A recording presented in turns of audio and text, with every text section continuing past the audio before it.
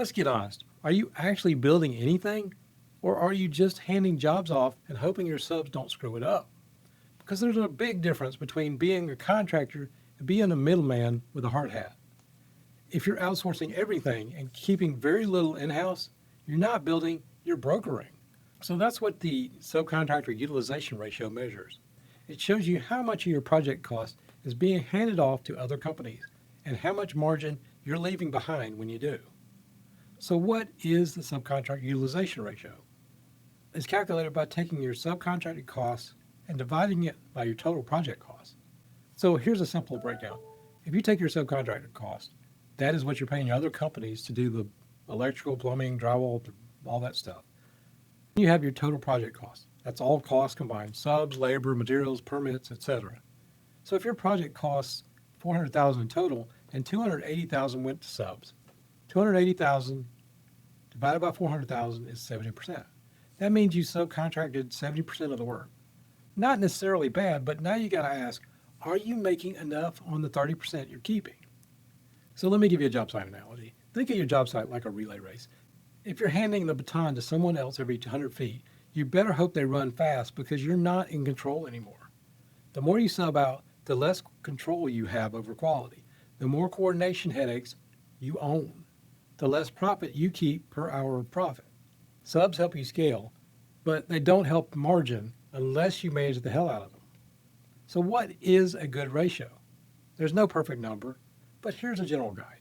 For general contractors, 79% is really normal. Subs do most of the work. But if you're 91 to 100%, you're pure coordination. Make sure your fee reflects the risk. But if you're a self-performing contractor, 30 to 60%, that's pretty balanced. You're using subs where it makes sense. But if it's under 30%, you're doing a lot in-house. That means more control, but more risk and overhead. So let me give you a real contract example. One GC I worked with had a killer pipeline. They were bidding aggressively and winning jobs. But when we looked at the job profitability, margins were razor thin, even on the $1 million plus projects. And so here's what we found. The average subcontract utilization was 92%. They were self-performing nothing.